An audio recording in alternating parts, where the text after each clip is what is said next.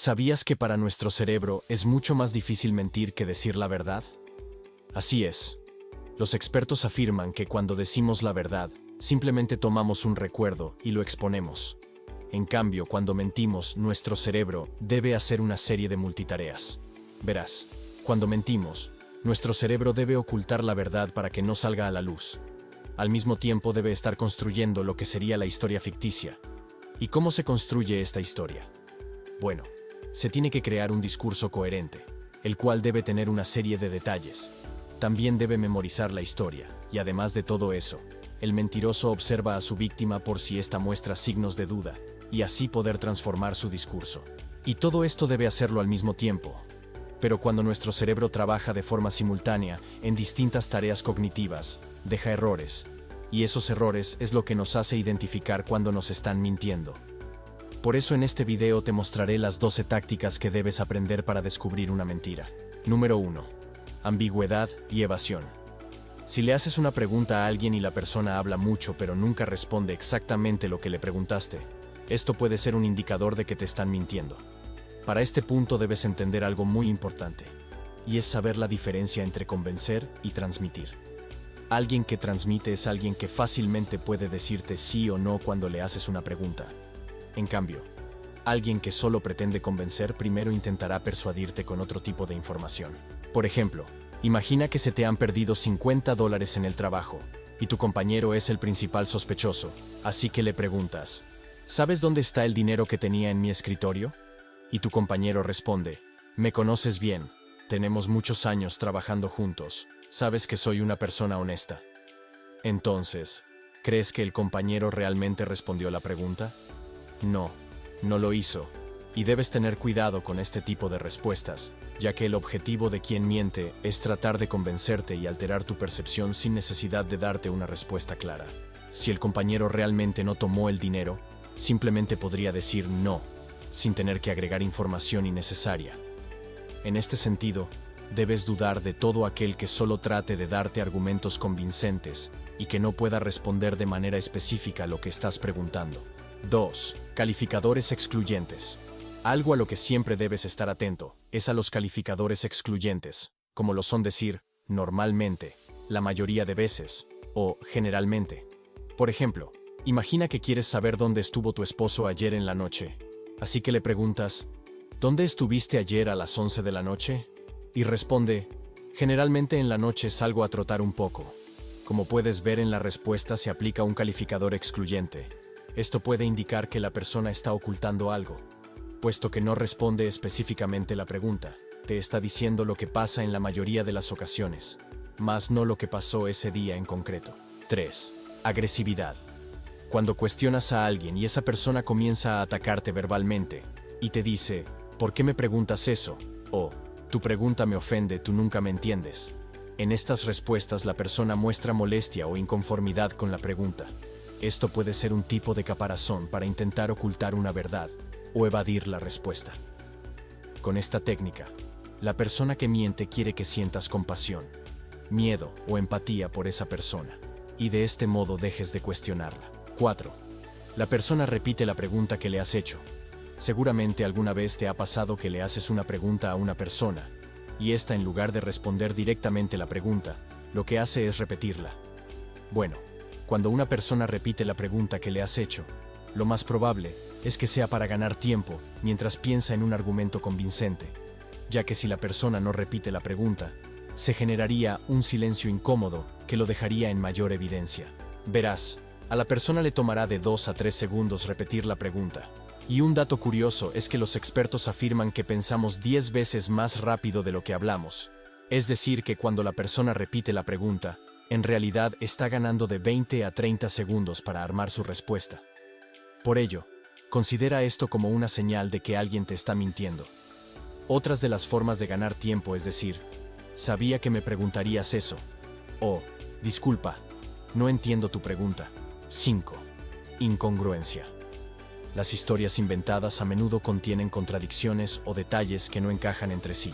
Por eso, las personas que mienten no pueden mantener por mucho tiempo su historia sin que resulte inconsistente. De hecho, esta es una técnica común utilizada durante muchos años por la policía.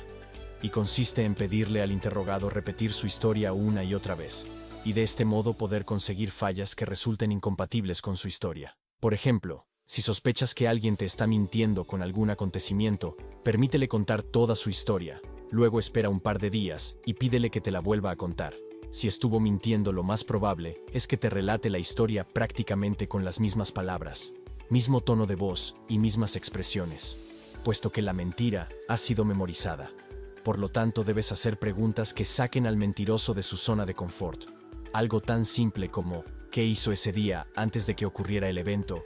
¿O a qué lugar acudió cuando terminó? Esto hará que se desestabilice y comience a crear otros detalles que no coinciden con su historia. 6. No pueden contar su historia al revés. Si alguna vez dudas de que alguien te esté diciendo la verdad, pídele que te cuente la historia de atrás hacia adelante. Cuando una persona miente, tiene muchas dificultades para contar su versión falsa de los hechos en sentido inverso. Como mencionamos anteriormente, cuando las personas mienten, realizan un mayor trabajo mental, lo que significa que el cerebro de los mentirosos trabaja mucho más que el cerebro de las personas que dicen la verdad. Por este motivo, cuando le pedimos a un mentiroso que cuente su historia al revés, le exigimos un gran esfuerzo cognitivo que generalmente le hace imposible mantener su historia ficticia. Verás, cuando decimos la verdad, simplemente vamos describiendo distintos recuerdos de nuestra memoria. Nuestra memoria siempre nos arroja primero lo que consideramos más relevante, y luego lo más trivial. Por lo tanto, cuando contamos una historia real podemos ir hacia atrás y hacia adelante en el relato sin ningún problema. En cambio, cuando creamos una mentira, esta no tiene lapsus en el tiempo. La mentira es cronológicamente perfecta. Por lo tanto, resulta sumamente difícil moverse entre la historia. 7. No saben responder a preguntas inesperadas. Las personas que mienten pueden tratar de evitar preguntas específicas o cambiar de tema cuando se ven acorraladas. Por ejemplo, imagina que le preguntas a tu hijo, ¿a dónde fuiste al salir de la escuela? Y responde, fui a terminar una tarea con un compañero. Tal vez la respuesta te parece convincente, pero algo no termina de encajar. Así que le preguntas, ¿y en qué gastaste $50? Hay un gasto con esa suma en tu tarjeta. En ese momento es cuando la persona que miente queda en jaque, y seguramente dará respuestas que no tienen ningún sentido. Una persona que está acostumbrada a mentir lo hará sin ningún problema y casi sin mostrar señales. Pero todas las mentiras que creamos en nuestro cerebro tienen un margen, es decir, un comienzo y un final. Y cuando retamos a la persona a exponer y explicar su historia ficticia, logramos romper ese margen, encontrar inconsistencias y así descubrir la mentira. 8. El mentiroso se centra en la historia principal. Cuando alguien miente, no describe emociones ni pensamientos. Solamente se centra en la historia que ya ha planificado. Por ejemplo, imagina que tienes una cita con alguien y esta persona nunca llega. Una persona que dice la verdad contará la historia sin remordimiento y sin necesidad de tener que dar detalles innecesarios. Tal vez solo diga, lo siento, tuve que quedarme hasta tarde en el trabajo. En cambio, la persona que miente tiene la necesidad de hacer creíble su historia, así que describe distintos eventos. El mentiroso diría, lo siento, es que mi coche se accidentó. Pensé en llamar un taxi pero no quería dejar el coche ahí solo. Además llamé a una grúa y no había ninguna disponible, así que tuve que esperar mucho tiempo para que fueran a ayudarme. La persona que miente tratará de hacer creer que pasó por un mal momento o que está muy afectado con la situación, y así poder recurrir a la compasión. Ya hablamos un poco sobre la comunicación verbal de un mentiroso. Ahora hablaremos un poco sobre su comunicación corporal. 9. Sus expresiones faciales y sus emociones no coinciden. Lo más importante que tenemos para comunicar nuestras emociones es nuestro rostro. Cuando alguien nos miente, sus palabras no coinciden con sus expresiones. Es decir, si una persona nos dice que su gatito ha fallecido, se le verá la tristeza en sus rostros. Si alguien nos dice que cree en los fantasmas, veremos el miedo. Esto es lógico y coherente. En cambio, el mentiroso nos contará una historia que tal vez es muy triste, pero no vamos a ver la tristeza en su rostro, no veremos la ira.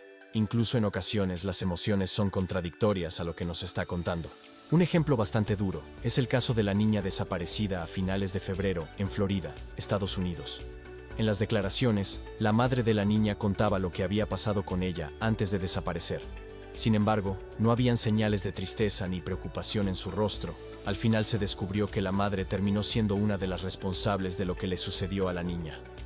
Por ello, es muy importante observar a las personas que tenemos a nuestro alrededor y poder identificar tanto sus emociones como su comportamiento. 10. Gestos ilustradores. Cuando decimos la verdad o estamos convencidos de algo, utilizamos ciertos gestos con nuestras manos. Hablamos con nuestras manos, ya que éstas actúan como una especie de sinfonía que acompañan el relato. Las manos enfatizan, comunican, le dan o le restan importancia a lo que queremos decir. Pero, ¿qué crees que pasa cuando alguien miente? Sí, las manos desaparecen, se congelan. A este comportamiento se le llama el efecto estatua, ya que las personas cuando mienten se transforman en una especie de escultura rígida. Esto pasa porque cuando el cerebro está trabajando de manera forzada, lo primero que anula es la gestualidad de las manos. 11. Descarga de la tensión nerviosa. Cuando una persona miente y sabe que está mintiendo, el cerebro de esa persona está nervioso, está inquieto, no está a gusto en esa situación, por lo que la persona necesita descargar tensión nerviosa, y esa tensión nerviosa se suele descargar con el tacto a través de las manos. Por eso, cuando nos sentimos tristes, nos abrazamos, nos damos la mano, o unas palmadas en la espalda, esto nos relaja. Por ello, el mentiroso deja de ilustrar con las manos, y comienza a tocar o tomar cosas, como por ejemplo un anillo, el reloj, o incluso su propio cuerpo, como la frente, el cuello o la nariz. Estos gestos ciertamente indican que la persona se encuentra nerviosa. 12. El efecto fuga. El cerebro del mentiroso cuando está narrando sus mentiras tiene dos emociones que se intensifican, las cuales son la culpa y el miedo. Cuando sentimos estas emociones naturalmente queremos salir corriendo, y aunque el mentiroso no se dé cuenta de ello, sí da muchas señales de que desea huir. Por ejemplo, al estar sentado se mueve o se reacomoda en el asiento una y otra vez. Hace como si se fuera a levantar de la silla, pero no lo hace.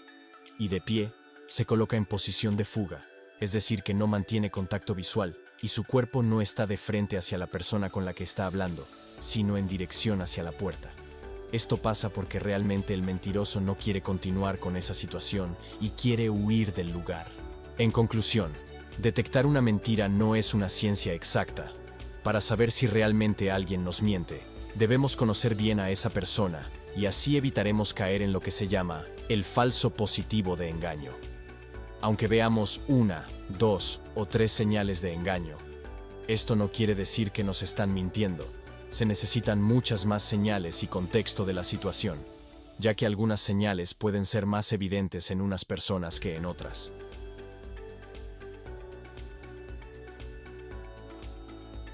Si te gustó este video, dale me gusta, suscríbete a mi canal y activa la campanita para no perderte mis próximos videos.